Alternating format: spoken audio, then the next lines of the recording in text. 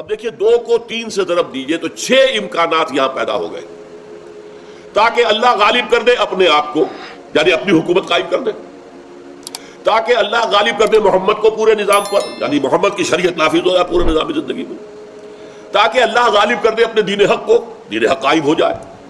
کہ سوال یہ ہے کہ اگر اللہ ہے غالب کرنے والا تو کیا انسانوں کے ذمے کوئی ذمہ داری نہیں ہے؟ کہ وہ لوگ ہیں جو کہہ رہے ہیں کہ یہاں پہ ضمیر جو اللہ ہے، جو بچنا چاہتے ہیں اس پکار سے جو اگلی آیت میں آ رہی ہے، اگر تم جہنم سے چھٹکارا چاہتے ہو تو جہاد کرو اللہ کی راہ۔ جو لوگ اس جہاد سے بچنا چاہتے ہیں، اس ذمہ داری سے گریز کرنا چاہتے ہیں، وہ کہتے ہیں جی یہ تو اللہ کا کام تھا، اللہ نے غالب کیا ہے۔ بھائی اللہ نے غالب کیا ہے، مارے کس نے کھائی ہیں، جانیں کس نے دی ہیں، محنت کس نے کی ہے، قربانیاں کس نے دی ہیں، آزمائشوں کی بھٹی میں کون گزرے ہیں؟ اللہ۔ اب ہم کہتے ہیں اللہ رازق ہے، لیکن اس کے یہ معنی تو نہیں کہ تم تو بیٹھے رہو اللہ تمہیں روٹی کھلا دے گا۔ تم ہی زمین کاشت کرو گے، زمین کو تیار کرو گے، اس میں ہل چلاؤ گے، اس میں بیج ڈالو گے، اس کی آبیاری کرو گے، پھر فصل کاٹو گے، کاٹ کر لاؤ گے۔ مئی اور جون کی گرمیوں کے اندر فصل کاٹنا ایک قیامت کا کام ہے، جو آدمی کرتے ہیں بیچارے انہیں معلوم ہے کیا ہے۔ پھر یہ کہ اس کو پیسو گے، پیس کے اس کو آٹا بناؤ گے، روٹی تب بنے گی نا۔ تو فاعل حقیقی تو ہر اعتبار سے ہر وقت اللہ ہے، لیکن اس دنیا کا نظام اس نے ایسا بنایا ہے کہ رازق وہ ہے، لیکن رزق کے لیے تمہیں کوشش کرنی ہوگی۔ البتہ بولا چاہے بارش ہی نہیں ہوگی، لہذا اس کا رزق کا خزانہ بند، فصل اگے گی نہیں۔ بولا چاہے سورج کی حرارت نہیں ملی، آپ کی فصل پکے گی نہیں، بیٹھے رہیے اب۔ تو رازق حقیقی وہ ہے جس نے سارے اس نظام کو جو ہے اپنے کنٹرول میں لے کر سازگار بنایا ہوا ہے کہ تم اس کے اندر محنت کر کے اپنے لیے رزق حاصل کر سکو۔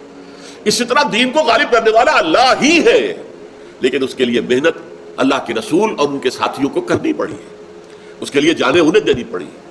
اللہ کا رسول تو جان اس لیے نہیں دے سکتا، حالانکہ خواہش تھی، لَبَدِدْتُ أَنْ أُقْتَلَ فِي سَبِيلِ اللَّهِ ثُمَّ أُحْيَا ثُمَّ أُقْتَلَ ثُمَّ أُحْيَا۔ میری بڑی خواہش ہے کہ آپ اللہ کے رسول تھے، قاعدہ ہے، قانون ہے اللہ کا، رسول جو ہے مقتول نہیں ہو سکتا۔ اس اعتبار سے آپ کی یہ خواہش پوری نہیں ہو سکتی، لیکن آپ کے بہترین، آپ کے قریب ترین رشتہ دار، اب آپ اندازہ کیجئے حضرت حمزہ سے زیادہ نزدیک اور کون ہوگا؟ 3 رشتے، چچا بھتیجے کا رشتہ ہے، خالہ زاد بھائی کا رشتہ ہے، اور دودھ شریک بھائی ہے۔ ایک لوڈی نے دونوں کو دودھ پلایا اور ان کی لاش آئی ہے نگاہوں کے سامنے، ناک کٹی ہوئی ہے، کان کٹے ہوئے ہیں، پیٹ چاک کر کے کلیجہ چبایا گیا ہے۔ یہ دیکھا ہے کہ نہیں محمد کی نگاہوں نے صلی اللہ علیہ وسلم؟ کیا بیتی ہوگی قلب محمد پر، اس کا اندازہ کیجیے۔ تو یہ سارے کھکیٹ تو تمہیں میل لینے ہوں گے۔ اچھا رسول کو کہیے تو رسول بھی کرے گا تو اپنی حکومت تو نہیں بنائے گا، اللہ کی حکومت قائم کرے گا، اللہ کا دین قائم کرے گا۔ تو یہ 6 کے 6 معنی جو ہے، چاہے آپ کتنا ہی پھیر لیں، ہیر پھیر کر لیں، کچھ لوگ ہیں جو یہ ہیر پھیر کر رہے ہیں، اس کا یہ مطلب نہیں، اس کا یہ مطلب نہیں، یہ اقامت دین اور دین کو غالب کرنے کی جدوجہد فرض نہیں ہے، اس کے لیے یہ تو اللہ کرتا ہے۔ بھائی اللہ تو کرتا ہے، اس میں کوئی شک نہیں، رازق وہ ہے، لیکن آپ کو محنت کرنی ہے تب آپ کو وہ رزق ملے گا۔ اسی طریقے سے اللہ کا دین اللہ ہی غالب کرے گا، اگر وہ نہیں چاہے گا تو غالب نہیں ہوگا، تمہاری کتنی بھی محنتیں ہو جائیں، لیکن اس کے لیے محنت تمہیں کرنی ہوگی۔ پھر اس کی طرف سے نصرت بھی آئے گی، مدد بھی آئے گی، تائید بھی آئے گی، اس کی طرف سے حالات کو سازگار کیا جائے گا جب اس کی مرضی ہوگی۔ کتنے انبیاء گزر گئے، ان کے ہاتھوں دین غالب نہیں ہوا، غالب ہوا محمد الرسول اللہ صلی اللہ علیہ وسلم کے دست مبارک سے، اور قدم قدم پر نصرت بھی آئی ہے۔ اگرچہ معجزے انہیں نہیں کہا جائے گا، لیکن نصرت تو آئی ہے نا۔ آخر حضور جب چھپے ہوئے غار ثور میں، تو وہاں جو کسی کبوتری نے انڈے دے دیے، یا یہ کہ وہاں پر ایک مکڑی نے جالا تل دیا ہے، یہ کس کا کام تھا؟ اللہ کا کام تھا۔ لیکن ظاہر بات ہے کہ وہاں حضور چھپے ہیں، اس کے بعد اللہ نے حفاظت کی ہے۔ 313 اپنی کمائی لا کر میدان میں ڈال دی ہے، پھر سجدہ کیا ہے طویل ترین اپنی زندگی کا، اور دعا کی اللہ سے۔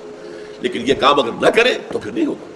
لہذا یہ گریز، انحراف جو ہے در حقیقت دین کی شاہراہ سے پگڈنڈی، ہمارے اوپر کوئی فرض نہ آ جائے، ہم پہ کوئی ذمہ داری نہ آ جائے، اس کے لیے جو ہے اس میں لوگوں نے ہیر پھیر کیا، اس دور میں خاص طور پر، کیونکہ یہ بات بھی اسی دور میں آ کر زیادہ نمایاں ہوئی ہے۔ طویل عرصے تک ہم کولونیل رول کے تحت رہے، ہمیں تصور بھی نہیں ہو سکتا تھا کہ اللہ کی حکومت قائم ہو سکتی ہے۔ کیسے ہو سکتی ہے؟ انگریز تو ہمارے اوپر غالب ہے، انگریز کی طاقت ہے، یا کہیں اطالوی بیٹھے ہوئے، کہیں ولندیزی بیٹھے ہوئے، کہیں ہسپانوی بیٹھے ہوئے، کہیں فرانسیسی بیٹھے ہوئے۔ وہ تو جب اس کولونیل رول سے نجات ملنی شروع ہوئی ہے تب خیال آیا کہ ہاں بھائی اللہ کا دین جو ہے ہمارے پاس ہے، ایک نسخہ ہدایت ہے، نسخہ شفا ہے، نظام زندگی ہے، پورا قانون ہے، ضابطہ حیات ہے، اسے کچھ قائم کرے۔ تو جب دین کے قائم کرنے کا تصور پیدا ہوا تو جو کام چور لوگ ہیں، جو چاہتے ہیں کہ ہمیں نجات بھی مل جائے لیکن یہ بوجھ ہمارے کندھوں پر نہ آئے، وہ اب اس میں کہتے نہیں، یہ مطلب یہ نہیں ہے کہ اللہ کے رسول کا یہ فرض منصبی تھا، یہ تو اللہ نے کیا، فاعل حقیقی اللہ ہے، اس میں کوئی شک نہیں۔ وہ تو جو شیخ عبد القادر رحمۃ اللہ علیہ نے انہوں نے جو بات کہی تھی اپنے بیٹے سے کہ اے بیٹے اچھی طرح جان لے، لا فاعل فی الحقیقت ولا مؤثر الا اللہ، حقیقت میں فاعل حقیقی مؤثر حقیقی اللہ کے سوا کوئی نہیں۔ جو شخص یہ نہ مانے، پیاس پانی سے نہیں بجھتی، اللہ بجھاتا ہے، بھوک کھانے سے نہیں مٹتی، اللہ مٹاتا ہے، توانائی کھانے سے نہیں آتی، اللہ کے دینے سے آتی ہے، شفا دوا سے نہیں ہے، ہاں سنت ہے، دوا کرو، علاج کرو، معالجہ کرو، یہ ٹھیک ہے، لیکن آپ کو معلوم ہے کہ ہماری بڑی بوڑھی خواتین آج تک بھی ان کا یہ رنگ کہیں دیکھا ہوگا کہ بچے کو دوا پلا رہی ہیں چمچی سے، کہہ کیا رہی ہیں اللہ شافی اللہ کافی، اللہ ہے شفا دینے والا، شفا دینے والا، اللہ کافی ہے۔ اس اللہ کو شفا دینے کے لیے اس دوا کی حاجت نہیں ہے۔